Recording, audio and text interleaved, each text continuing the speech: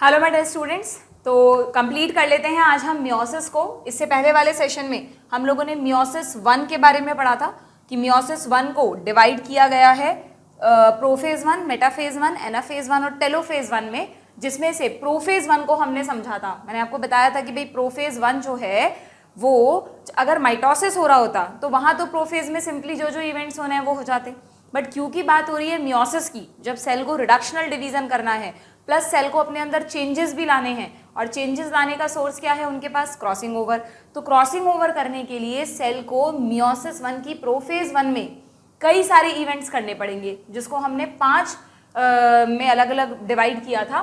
Leptotene, zygotene, pachytene, diplotene and diakinesis. ले जा फिर दे देना, ठीक है। इन पांचों के इवेंट्स होपफुली आपने अच्छे से पढ़ लिए होंगे, समझ लिए होंगे, और अब आपको ऑन द टिप्स भी होंगे, ठीक है। अभी क्लास में नहीं बैठे हो तो मेरे सामने अगर क्लास में होते तो वाइवा ले लेती मैं तुम्हारा कि किस फेज में क्या हुआ। अगर एक बार हम क्विकली रिवाइज करें तो लेप्टोटीन में क्या होता है, लेप्टोटीन में क्रोमोसोम सुलझते हैं यानी कंडेंसेशन शुरू होता है। जाइगोटीन में पेयरिंग होती है किसकी, होमोलोगस क्रोमोसोम्स की, जिसे आप कहते हो सिनेप्सिस, जिससे बनता है सिनेप्टोनीमल कॉम्प्लेक्स। और उस सिनेप्टोनीमल कॉम्प्लेक्स में क्योंकि हमें एक पेयर में 2 क्रोमोसोम दिख रहे हैं तो उसे हमने नाम दिया था बाइवेलेंट, है ना।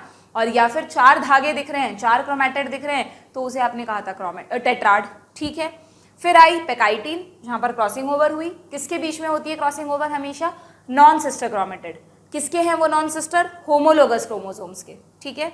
फिर हुआ डिप्लोटीन, डिसोल्यूशन होने लगा उस सिनेप्टोनीमल कॉम्प्लेक्स का, सेपरेशन होने लगा क्रोमोसोम्स का, बट एक पॉइंट पर जहां रिकॉम्बिनेशन हुआ था वहां अभी भी वो अटैच है, तो एग शेप स्ट्रक्चर नजर आया, कियाजमेटा।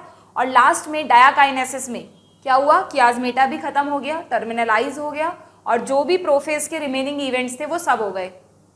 Nuclear membrane disappear, nucleolus disappear, ERGB disappear, and centriole अगर है तो वो ऑपोजिट पोल्स पे पहुंच गए होंगे, और उनके चारों तरफ स्पिंडल फाइबर्स बनना शुरू हो गया था।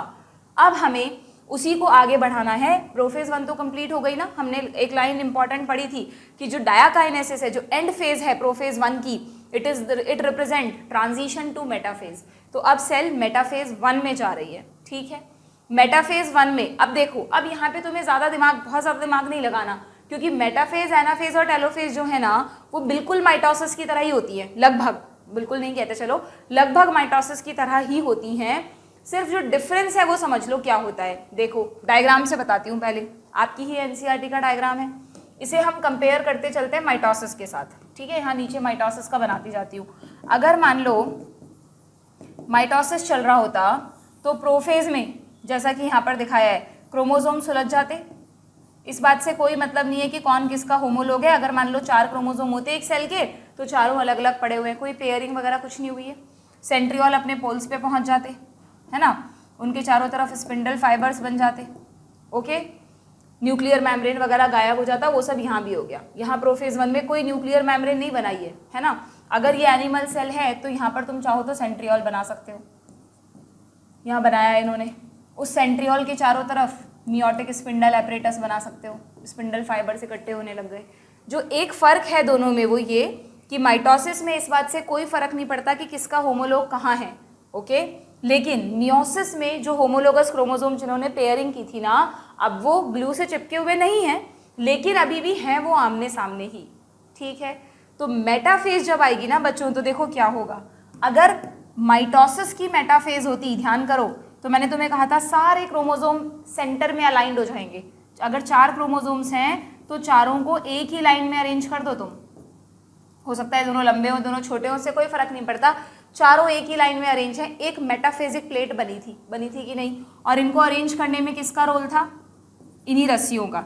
इनसे जो रस्सियां निकली उन्होंने पहले खींचा नहीं, पहले टग ऑफ वॉर गेम नहीं खेला, बल्कि पहले क्रोमोसोम्स को धक्का देकर खींचकर जैसे भी करके सेंटर में अलाइन कर दिया था। मेटा यानी सेंटर, मेटाफेज, ठीक है। यहाँ क्या हुआ देखना, जब ये अलाइनमेंट किया, वही स्पिंडल फाइबर्स बने हैं, अलाइनमेंट हुआ है, लेकिन 2 प्लेट्स बनी हैं। यानी अगर आप ऐसे सेल को 3D में इमेजिन करो तो अगर ये एक होमोलोगस क्रोमोसोम है तो दूसरा ये एक है, तो या सिंपली आप तो एक बार 2D में समझ लो कि अगर एक लाइन में 4 क्रोमोसोम्स होने चाहिए, उसकी जगह जो होमोलोगस हैं वो आमने सामने हैं, अभी भी वो अलग नहीं हुए हैं आमने सामने से, मतलब उन्होंने वो इनके बीच में जो प्रोटीन्स थी ना बच्चों, वो नहीं रही अब, वो जो सिनेप्टोनीमल कॉम्प्लेक्स था वो अब नहीं है, लेकिन है अभी भी ये आमने सामने ही। और इस तरह से स्पिंडल फाइबर्स इनको अलाइन करेंगे कि होमोलोग आमने सामने ही रहना चाहिए। अगर ये गड़बड़ हो गया ना तो बहुत बड़ी दिक्कत आ जाएगी, पता नहीं कौन सा क्रोमोसोम एक पोल पे और कौन सा दूसरे पे पहुंच जाएगा। तो हर पेयर का जो अलाइनमेंट है वो मेटाफेज 1 में कैसे होना चाहिए कि 2 मेटाफेजिक प्लेट बनेंगी, दोनों में क्या होगा, एक होमोलोगस क्रोमोसोम के सामने उसका दूसरा होमोलोग होना चाहिए। समझ में आया? और देखो एक और फर्क दिख रहा है क्या तुम्हें, यहाँ पर एक क्रोमोसोम से 2 स्पिंडल फाइबर आके जुड़े थे, एक इस पोल से एक दूसरे पोल से। यहाँ ऐसा है क्या? अगर ये एक होमोलोगस मतलब ये एक सिंपली क्रोमोसोम है तो इससे अगर ये स्पिंडल फाइबर जुड़ गया तो ये जुड़ा है क्या? मतलब यहाँ से भी एक स्पिंडल फाइबर यहाँ तक जा रहा है क्या? नहीं। यानी यहाँ पर हर क्रोमोसोम दोनों पोल से अटैच था, यहाँ एक पेयर का एक क्रोमोसोम एक पोल से, दूसरा क्रोमोसोम दूसरे पोल से अटैच्ड है। यानी आप इसको ऐसे भी समझ सकते हो कि अगर इस सेल में 4 क्रोमोसोम थे तो स्पिंडल फाइबर थे 8, लेकिन अगर इस सेल में 4 क्रोमोसोम है तो स्पिंडल फाइबर भी होंगे 4। समझ में आ गया? ये थोड़ा शेडेड फॉर्म में दिखाया बस, और कुछ नहीं है। क्लियर? तो मेटाफेज से क्यों अलग है समझ में आया? यहाँ एक इक्वेटोरियल प्लेट बनती है जबकि मेटाफेज 1 में 2 इक्वेटोरियल प्लेट्स बनती है, बस यही अंतर है, 2 इक्वेटोरियल प्लेट्स बनती है। और दूसरा अंतर मैंने बता दिया, स्पिंडल फाइबर एक पोल से एक ही तरफ मतलब एक पोल के स्पिंडल फाइबर एक ही क्रोमोसोम से अटैच होते हैं, दोनों से नहीं। ठीक है? और यही कारण है बच्चों रिडक्शन ऑफ क्रोमोसोम का, कि जब एनाफेज 1 आती है तो अब देखो यहाँ क्या हुआ था, याद करो। माइटोसिस में एनाफेज जब आई थी तो दोनों ने टग ऑफ वॉर गेम खेला था, इसने भी फोर्स लगाया, इसने भी फोर्स लगाया, और क्योंकि ये दोनों से अटैच है तो इसके सिस्टर क्रोमेटिड अलग हो गए थे। तो हमने कुछ ऐसा बनाया था ना, ये सिस्टर क्रोमेटिड जा रहा, ये इधर जा रहा है, 4 सिस्टर क्रोमेटिड इधर जा रहे हैं और 4 सिस्टर क्रोमेटिड इधर जा रहे हैं। यस और नो? दूसरे पोल पे जा रहे हैं, है ना? क्या यहाँ ऐसा हो रहा है? देखो, क्या सिस्टर क्रोमेटिड अलग हुए हैं? क्या सेंट्रोमियर की स्प्लिटिंग हुई है क्या जैसे यहाँ हुई थी? बिल्कुल नहीं। जब इन्होंने टग ऑफ वॉर गेम खेलना शुरू किया, आपकी बार मैंने क्या किया उस गेम में, क्योंकि माइटोसिस में उस ऑब्जेक्ट को जिसको दोनों टीम्स को खींचना था 2 टुकड़े हो गए थे, तो हमने क्या किया, यहाँ ऑब्जेक्ट ही 2 रख दिए। ठीक है? तो इस टीम ने अपने ऑब्जेक्ट को खींच लिया, उस टीम ने अपने ऑब्जेक्ट को खींच लिया। तो एक पेयर में से पूरा का पूरा एक क्रोमोसोम एक पोल पे चला गया और पूरा का पूरा दूसरा क्रोमोसोम दूसरे पोल पे चला गया। यानी एनाफेज 1 में no splitting of centromere, centromere की कोई स्प्लिटिंग नहीं हुई। और अगर सेंट्रोमियर की स्प्लिटिंग नहीं हुई तो इसका मतलब no separation of sister chromatids, no separation of sister chromatids. Sister chromatid अपनी अपनी रेप्लिका के साथ अटैच्ड हैं। तो फिर अलग कौन हुआ है? यहाँ पे अलग हुए हैं होमोलोगस क्रोमोसोम्स। तो एनाफेज 1 में क्या होता है? Separation of homologous chromosomes. क्या होता है? Separation of homologous chromosomes. और देखो जरा, अगर इस सेल के पास 4 क्रोमोसोम थे तो पोल पे जाते वक्त 2 उधर चले गए और 2 इधर चले गए, तो जब टेलोफेज 1 आएगी तो क्या होगा? जो सेल्स बनेंगी उनमें 2-2 ही तो रह जाएंगे क्रोमोसोम। यहाँ तो देखो चारों उलझ जाते तो 4 क्रोमोसोम इस सेल के पास होते, 4 इसके पास होते। भाई अब जब टेलोफेज आती यहाँ पे तो क्या होता टेलोफेज में? बताओ, टेलोफेज में डॉटर न्यूक्लियाई बनते। ठीक है? ये चारों उलझ जाते, अभी मैं उलझावा नहीं बना रही, बट रहते तो 4 ही, ये भी 4 रहते। और फिर बाद में जब साइटोकाइनेसिस आती, सेल 2 में डिवाइड हो जाती, तो इस सेल के पास भी 4, इसके पास भी 4। यहाँ पे क्रोमोसोम कितने थे? 4। और यहाँ पर जो डॉटर सेल्स बनी उनमें भी कितने हुए? तो इक्वल रहा था ना। बट यहाँ क्या हुआ? इसके पास थे 4, जबकि यहाँ पर इसके पास भी 2 क्रोमोसोम आए, इसके पास भी 2, तो प्लॉइडी रिड्यूस हो गई। अगर ये डिप्लॉइड सेल थी, और देखो ये कैसे डिवाइड हुए हैं, हर पेयर में से एक इधर गया एक इधर, छोटे वाले पेयर में से एक इधर गया एक इधर। इसका मतलब ये बिल्कुल नहीं है कि आपको 4 से 2 करने हैं, तो ऐसा मत कर देना कि ठीक है दोनों रेड को एक तरफ भेज देते हैं, दोनों ब्लू को एक तरफ भेज देते हैं। नहीं, फिर तो ये गड़बड़ हो जाएगी, फिर तो आधी इन्फॉर्मेशन एक सेल में, आधी दूसरी डॉटर सेल में पहुंची है। इसलिए ये पेयरिंग, ये जो सेपरेशन है, ये बिल्कुल तरीके से होना चाहिए। हर पेयर में से एक इधर एक इधर, एक इधर एक इधर। ठीक है? इसलिए सेल ने ये इतनी मेहनत की। तो टेलोफेज 1, और देखा जाए तो यहाँ 2 डॉटर सेल बना दी ना, तो साथ में आप साइटोकाइनेसिस भी लिख दो। यहाँ इन्होंने अलग से नहीं दिखाया आपको, साइटोकाइनेसिस भी हो गया है ना, तभी तो 2 डॉटर सेल्स बनी। तो 2 डॉटर न्यूक्लियाई और फिर 2 डॉटर सेल्स, और डॉटर सेल्स में क्रोमोसोम का नंबर हाफ हो गया। तो अगर आपसे पूछा जाए which phase is responsible for reduction in number of chromosome, very very important question, तो एनाफेज 1। ठीक है, एनाफेज 1 में जो सेपरेशन हुआ उसकी वजह से ही क्रोमोसोम्स का नंबर रिड्यूस हुआ है। देखो एनसीईआरटी में क्या लिखा है, मेटाफेज 1, द बाईवैलेंट क्रोमोसोम्स यानी होमोलोगस क्रोमोसोम्स, बाईवैलेंट का मतलब वही, the homologous chromosomes align on the equatorial plate. ठीक है, इन्होंने सिंपली लिख दिया कि अलाइन हो जाते हैं, बस आप यहां पर लिख लेना कि 2 प्लेट्स आर फॉर्म्ड। ठीक है, द माइक्रोट्यूब्यूल्स कैसे अटैच्ड हैं, from the opposite poles of the spindle attach to the kinetochore of homologous chromosome. Homologous chromosome के काइनेटोकोर से अटैच हैं, ना कि हर सिस्टर क्रोमेटिड से। क्लियर? यानी यहां पर भी आप एक पॉइंट ऐड कर सकते हो बच्चों कि each chromosome is attached with 1 pole, जबकि माइटोसिस में क्या था, each chromosome is attached with both poles, दोनों ने खींचा था, उसके 2 टुकड़े हो गए थे, सेंट्रोमियर स्प्लिट हो गया था। यहां देखो एनाफेज में क्या हुआ, एनाफेज 1 में लिखा है the homologous chromosome separate while sister chromatids still attached remain associated at their centromere। कोई स्प्लिटिंग नहीं हुई, लिख दो यहां पर दोबारा से आप, there is no splitting of centromere, क्योंकि स्प्लिटिंग ही नहीं हुई सेंट्रोमियर की, तो सिस्टर क्रोमेटिड्स क्या हैं, एक दूसरे से अटैच्ड हैं। तो अलग कौन हुआ है, होमोलोगस क्रोमोसोम अलग हुए हैं। और लिख देना एनाफेज 1 में स्टार पॉइंट करके लिख देना, very very important, this phase is responsible for reduction in number of chromosomes। पूछते हैं बच्चों ऑप्शंस में, एनाफेज 1 भी आएगा, एनाफेज 2 भी आएगा, आया हुआ क्वेश्चन है, PYQ है। एनाफेज 2 मत कर देना, एनाफेज 2 तो माइटोसिस के जैसी है ना। और वैसे भी जब मियोसिस 1 के बाद 2 सेल्स N बन जाती हैं, तो वापस से जो 4 सेल्स बनती है वो दोबारा N/2 थोड़ी ना होती है, वो तो N ही रहती है। तो मियोसिस 2 में तो कहीं रिडक्शन हुआ ही नहीं, देखा जाए तो जो भी रिडक्शन हुआ है वो मियोसिस 1 में हुआ है। मियोसिस 1 की किस फेज में, एनाफेज 1 में हुआ है। क्लियर? टेलोफेज 1 में क्या होगा, वही सेम इवेंट्स जो माइटोसिस में हुए थे, nuclear membrane and nucleolus reappear. साथ में लिख दिया, देखो इन्होंने साइटोकाइनेसिस फॉलोज, अलग से हेडिंग नहीं डाली एनसीईआरटी में, यहीं लिख दिया, it is followed bye cytokinesis, जिससे क्या बन गए, डायड ऑफ सेल्स। ऑल्दो अब यहाँ पर एक स्पेशल पॉइंट है बच्चों, ध्यान से समझना, तुम्हें ध्यान होगा मैंने क्या कहा था मियोसिस के शुरू में एक चार्ट बताया था मैंने, मतलब एक सिंपल सा फ्लो चार्ट बताया था कि अगर ये सेल को मियोसिस करना है तो ये इंटरफेस करेगी, मियोसिस 1 करेगी, 2 सेल्स बनेंगी, दोबारा इंटरफेस आएगी, मियोसिस 2 आएगी और फिर ये बनेगा।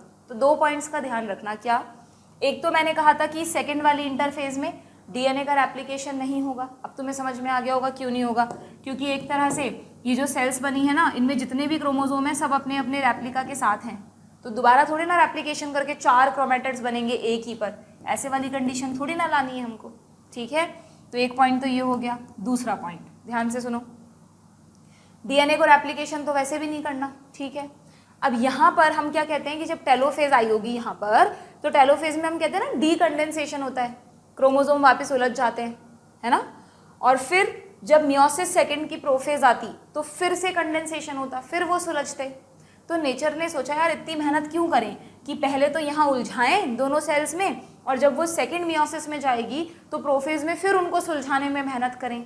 तो होता क्या है नॉर्मली कि जब टेलोफेज 1 चल रही होती है तो वहाँ पे क्रोमोसोम थोड़ा सा तो उलझते हैं बट ज़्यादा नहीं उलझते, मतलब वो अपनी हाईएस्ट स्टेज ऑफ डीकंडेंसेशन में नहीं जाते, थोड़े सुलझे सुलझे से ही रहते हैं, क्योंकि उनको पता है हमें दोबारा मियोसिस 2 करना है और मियोसिस 2 में प्रोफेज 1 में फिर मेहनत करनी पड़ती सुलझाने की।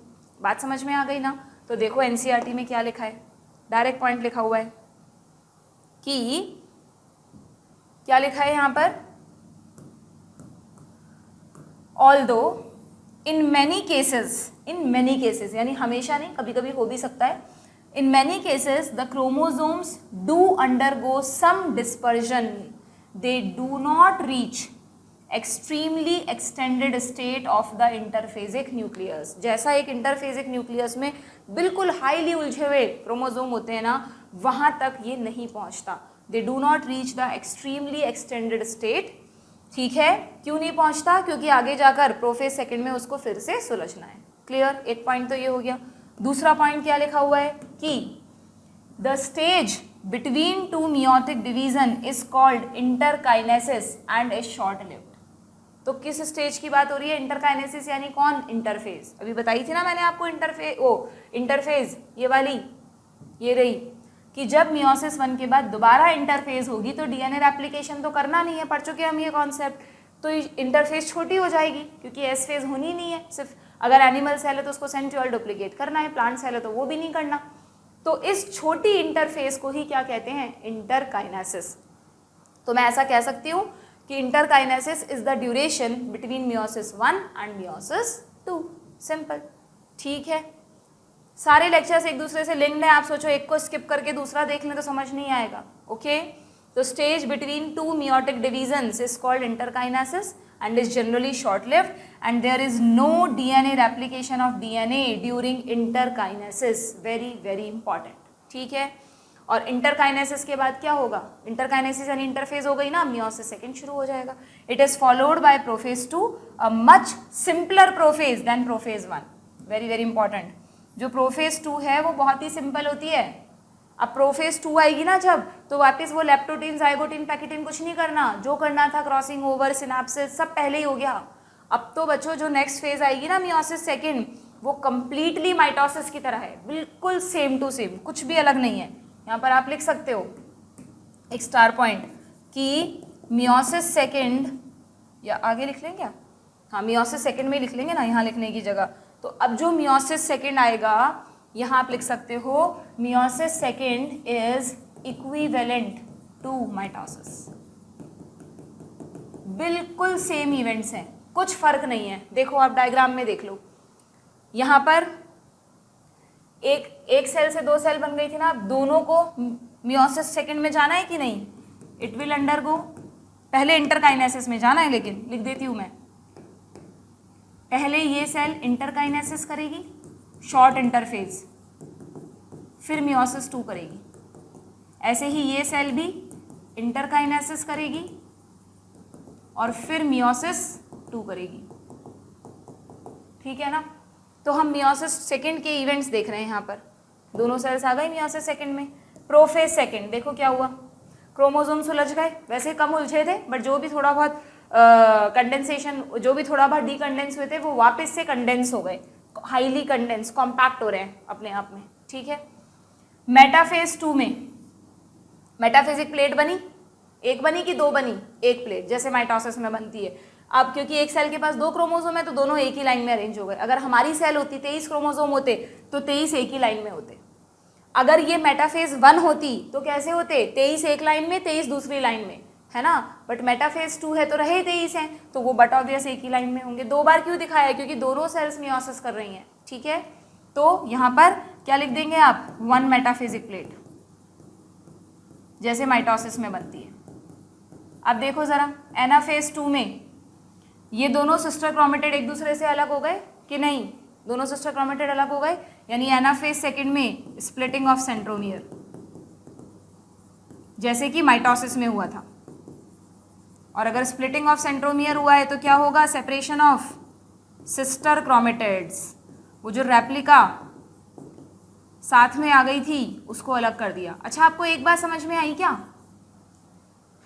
कि मियोसिस 2 हुआ ही इसलिए क्योंकि ये रेप्लिका साथ रह गई थी। सोचो आप, जस्ट सोचो कि अगर ये रेप्लिका भी मियोसिस 1 में ही कहीं भी कोई एक एक्स्ट्रा स्टेज आके अलग हो जाती तो सेल में 2 क्रोमोसोम है, रिडक्शन तो हो ही चुका था, जरूरत क्या थी मियोसिस 2 करने की।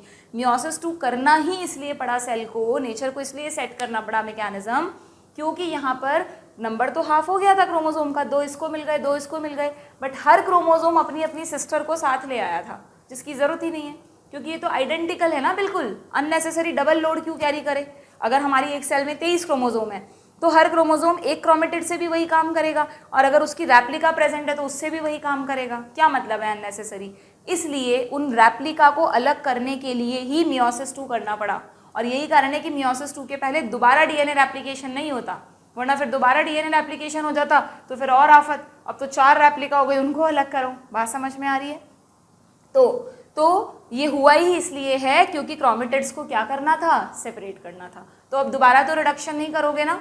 अगर इस सेल के पास 2 क्रोमोसोम हैं तो सेपरेशन के बाद दोनों के पास 2-2 गए हैं, इसके पास 2 हैं तो 2-2 गए हैं, तो 2 से 1 तो नहीं हुआ ना, 2-2 ही क्रोमोसोम हुए हैं। ठीक है, तो ये एनाफेज 2 हो गई, और टेलोफेज सेकेंड बिल्कुल वही माइटोसिस की तरह डॉटर न्यूक्लियाई बन जाएंगे। यहाँ पे टेलोफेज सेकेंड के साथ साइटोकाइनेसिस भी दिखा दिया है तुमको। End of cell division meiosis 2। ठीक है, तो 4 सेल्स बनी, चारों के पास 2-2 क्रोमोसोम्स हैं, 2 क्रोमोसोम्स। जिस सेल ने पार्टिसिपेट किया था इसके पास भी 2 क्रोमोसोम थे। तो अब की बार प्लॉइडी सेम रही ना, इसलिए कहते हैं कि meiosis second is equivalent to mitosis. ठीक है, ये जो मियोसिस सेकेंड के इवेंट्स हैं ये किसके इक्विवेलेंट है, माइटोसिस के। देख लो जरा फटाफट एनसीईआरटी पढ़ लेते हैं क्या क्या लिखा है। प्रोफेज 2 में क्या लिखा है भाई, meiosis second is initiated immediately after cytokinesis. ऐसा क्यों लिखा। अभी क्या पढ़ा हमने कि साइटोकाइनेसिस के बाद वैसे तो इंटरफेज आएगी, लेकिन इंटरफेज बहुत ही छोटी होती है, तो आप कह सकते हो कि मियोसिस सेकेंड इमीडिएटली शुरू हो गया। ठीक है, usually before the chromosomes have fully elongated. ठीक है, उनको पूरा उलझने की, इलोंगेट होने वगैरह की कुछ भी जरूरत ही नहीं थी, सीधा सीधा बस वो शॉर्ट सी इंटरफेज आई, इंटरकाइनेसिस आई और मियोसिस सेकेंड शुरू हो गया। इनको वेरी वेरी इंपॉर्टेंट, देखो ये रहा सेम पॉइंट, हाईलाइट कर दो इसको। क्या लिखा है, in contrast to meiosis 1 meiosis second resemble a normal mitosis. बिल्कुल माइटोसिस की तरह है। ठीक है, तो क्या होगा यहाँ पर, ये प्रोफेज सेकेंड एंड होते होते न्यूक्लियर मेम्ब्रेन डिसअपियर हो जाएगी। ठीक है, क्रोमोसोम्स फुल्ली कॉम्पैक्ट हो चुके होंगे, जो भी इवेंट हो रहे हैं, न्यूक्लियोलस डिसअपियर, ERGB, दोबारा लिख नहीं रहे बार बार, वो अंडरस्टूड है। ठीक है, स्पिंडल अपरेटस दोबारा बनेगा बट ऑब्वियस।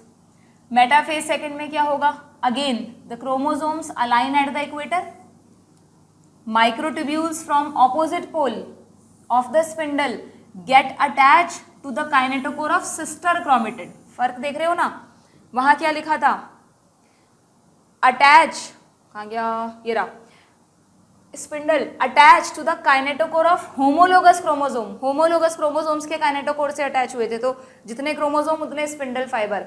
बट अब की बार जस्ट माइटोसिस की तरह किससे अटैच हुए हैं, हर सिस्टर क्रोमेटिड से। ठीक है, तो इस पोल से भी अटैच है, इस पोल से भी अटैच है, तो जस्ट नंबर डबल हो जाएगा स्पिंडल फाइबर्स का।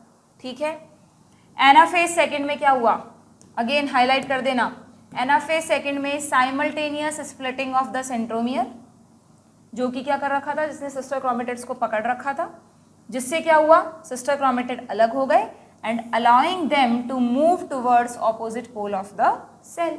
जब भी ऑपोजिट पोल की तरफ मूव कर रहे होते हैं, कोई भी हो, चाहे वो होमोलोगस क्रोमोसोम कर रहे हो, सिस्टर क्रोमेटिड कर रहे हो, क्यों कर रहे हैं, क्योंकि रस्सियां खिंच रही हैं। रस्सियां खिंच रही हैं, क्या साइंटिफिक मीनिंग क्या है, देखो यहाँ लिखा है, यहाँ पर माइक्रोट्यूब्यूल्स की शॉर्टनिंग हो रही है बच्चों। माइक्रोट्यूब्यूल्स जिन्होंने स्पिंडल फाइबर बनाए ना, हर माइक्रोट्यूब्यूल छोटा होता जा रहा है, तो स्पिंडल फाइबर भी छोटा होता जा रहा है। ये भी एक इंपॉर्टेंट पॉइंट है, अलग से हाईलाइट करना, shortening of microtubule attach to kinetochore. ठीक है, कोई भी हो, चाहे वो माइटोसिस हो, मियोसिस 1 हो, मियोसिस 2 हो, हमेशा माइक्रोट्यूब्यूल्स की शॉर्टनिंग की वजह से क्रोमोसोम्स ऑपोजिट पोल पे मूव करते हैं। और टेलोफेज में क्या हुआ भाई, meiosis ends with telophase second, in which the 2 groups of chromosome once again get enclosed by a nuclear membrane। Nuclear membrane बन गई। अब ये मत समझना मैम साइटोकाइनेसिस कहाँ गई, लिख रखा है cytokinesis follows resulting in the formation of tetrad of cells. अब ये कई बार आपको नीट में कंफ्यूज कर सकता है कि यार ऐसा क्यों लिखा meiosis ends with telophase second, इसके बाद तो साइटोकाइनेसिस भी आना है ना। तो देखो मियोसिस में टेलोफेज और साइटोकाइनेसिस को लगभग बराबर सा ही मान रहे हैं ये, ठीक है ना। तो ये लाइन गलत नहीं है, इसके बाद साइटोकाइनेसिस होगा, बट आप ऐसा कह सकते हो कि मियोसिस एंड्स विद टेलोफेज 2, क्योंकि टेलोफेज सेकंड के साथ साथ में ही मियोसिस हो जाता है, ठीक है। यानी माइटोसिस में भी जब हमने देखो आप अपनी एनसीईआरटी में टेलोफेज का डायग्राम ऐसे बना हुआ है, यानी टेलोफेज में 2 डॉटर न्यूक्लिया के साथ साथ ये सेल डिवीजन भी शुरू हो गया है, साइटोकाइनेसिस भी शुरू हो गया है, ठीक है। तो ध्यान रखिए। And finally 4 haploid daughter cells are found. Clear, this is the end of meiosis. Done, समझ में आ गए मियोसिस के सारे इवेंट्स, मियोसिस 1 एंड मियोसिस 2। क्या सिग्निफिकेंस है भाई, पहले ही पढ़ चुके हैं हम, दोबारा पढ़ लेते हैं। Meiosis is the mechanism by which conservation of specific chromosome number of each species is achieved। कब? ड्यूरिंग सेक्सुअली रिप्रोडक्शन, मतलब इन सेक्सुअली रिप्रोड्यूसिंग ऑर्गेनिज्म। अगर सोचो हमारे में मियोसिस नहीं होता, हमारी एक सेल है उसके पास 46 क्रोमोसोम है और मेल गैमीट में भी 46 होते, माइटोसिस होता। ऐसे ही फीमेल गैमीट भी 46 वाली होती, ओवम। तो जब स्पर्म और ओवम मिलते तो जायगोट में कितने हो जाते बच्चों? 92।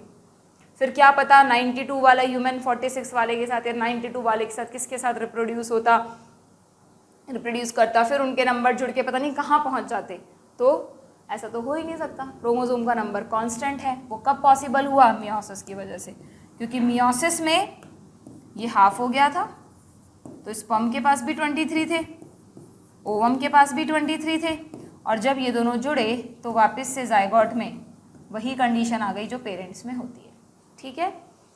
इवन, अच्छा हाँ, अब देखो ये भी बड़ी इंटरेस्टिंग सी लाइन है, क्या लिखा है यहाँ पर कि एक तरफ हम कह रहे हैं कि meiosis is the cell division जिसमें क्रोमोसोम का नंबर आधा हो जाता है, दूसरी तरफ हम कह रहे हैं कि मियोसिस की वजह से ही क्रोमोसोम्स का नंबर कांस्टेंट रह सकता है। हो गई ना दो पैराडॉक्स बातें, कि मियोसिस वो सेल डिवीजन है जिसमें क्रोमोसोम का नंबर आधा होता है, और मियोसिस ही वो सेल डिवीजन है जो क्रोमोसोम्स के नंबर को मेंटेन करता है। तो आप कारण समझ गए ना क्यों? क्योंकि अगर मियोसिस ने हाफ नहीं किया होता तो फर्टिलाइजेशन में ये रीस्टोर ही नहीं हो पाता, ये बढ़ जाता।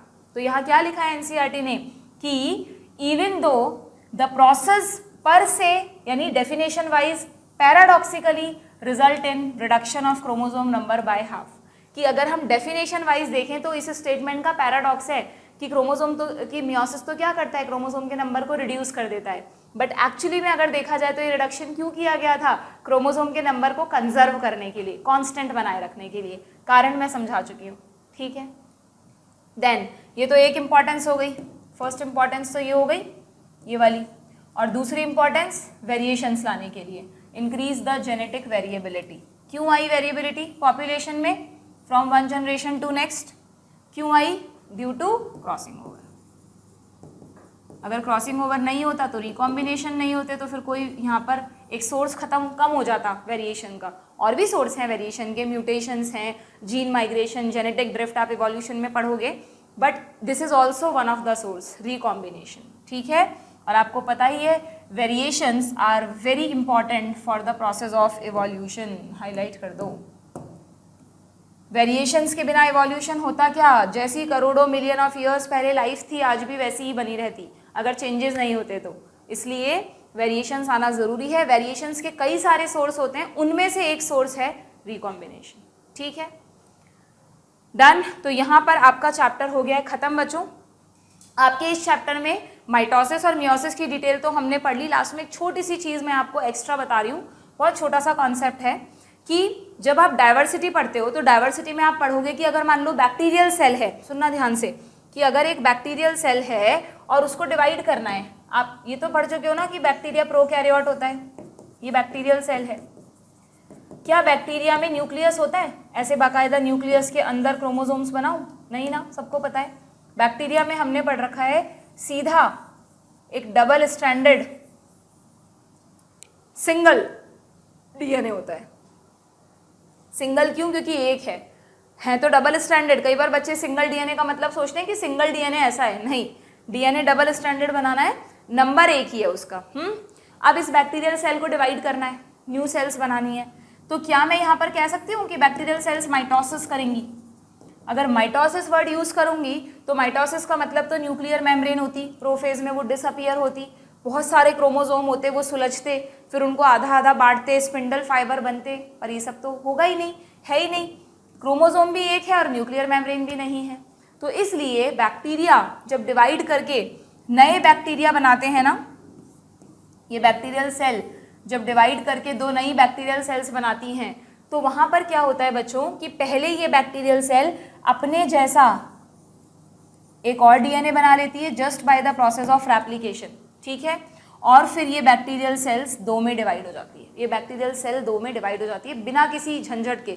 ऐसा कुछ टर्म यूज नहीं करना, prophase, metaphase, G1, S, G2, कोई सेल साइकिल की फेज नहीं लिखनी यहाँ पे।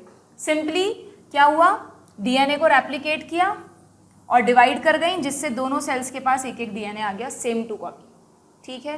तो इस सिंपल प्रोसेस को आप कहते हो बाइनरी फिजन।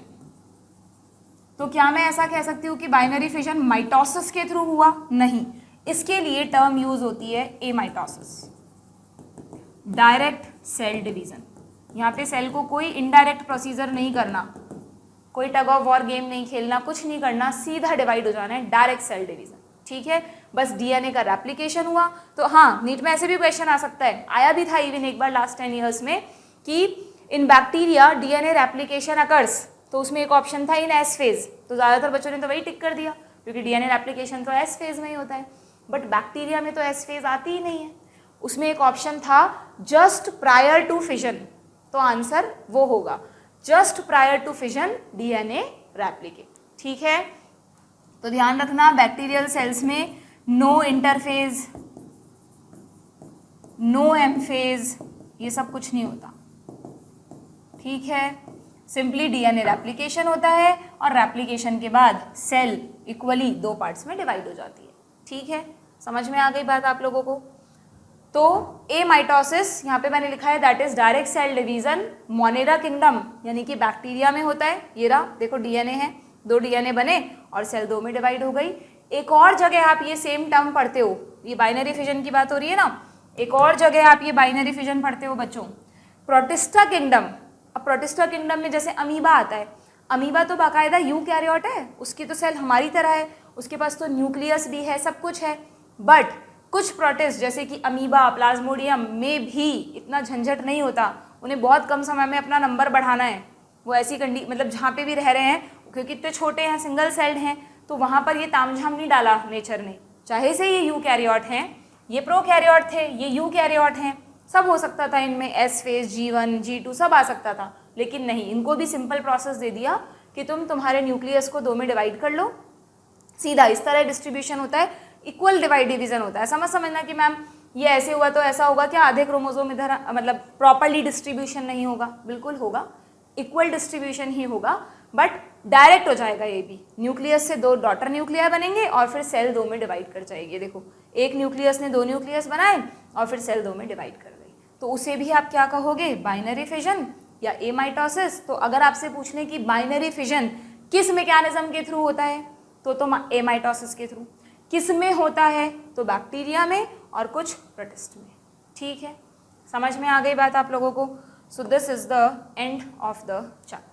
ओके, होपफुली समझ आया होगा। ये माइटोसिस वाला कॉन्सेप्ट छोटा सा, एमाइटोसिस एंड या फिर बाइनरी फिजन करके ऐड कर लेना, ठीक है। अब सेल डिवीजन को अगर पक्का करना है ना तुमको बच्चों, तो अभी साथ के साथ इसके क्वेश्चंस कर लो। अगर क्वेश्चंस कर लोगे तो तुम्हें एकदम पक्के हो जाएंगे सारे इवेंट्स, और एक दो बार रिवाइज करना बीच बीच में। अगर एक ही बार पढ़ के छोड़ दोगे तो बाद में भूल जाओगे, 5 महीने बाद कुछ याद नहीं आएगा। तो अभी से ये हैबिट अपनी बनाओ, जो भी पढ़ते हो उसको हर 1 महीने में एटलीस्ट एक बार रिवाइज कर लिया करो, ब्रेन में रिकॉल करोगे चीज़ें तो नीट तक याद रहेंगी। फिर मत कहना कि मैम पेपर ईजी आया फिर भी गलत क्यों हो गया। इसीलिए गलत हो जाता है क्योंकि हम लोग रिवाइज नहीं करते, वो चीज़ें फेड अप होती जाती हैं मेमोरी से, बिल्कुल भूल जाते हैं हम। रिवीजन करते रहोगे तो स्ट्रांग होते जाएंगी, आपकी ब्रेन में परमानेंट मेमोरी बन जाएगी। तो बायो बहुत इजी सब्जेक्ट है बच्चों कहने के लिए, बट मार्क्स क्यों नहीं आ पाते? Because of lack of revision. तो मल्टीपल रिवीजन्स करने ही करने हैं, ये ध्यान में रखते हुए अपनी प्रिपरेशन करो और आगे कंटिन्यू करते रहो, अच्छे से पढ़ते रहो। कोई भी प्रॉब्लम है तो मुझे कमेंट बॉक्स में बताओ, I will solve that. Okay, good bye.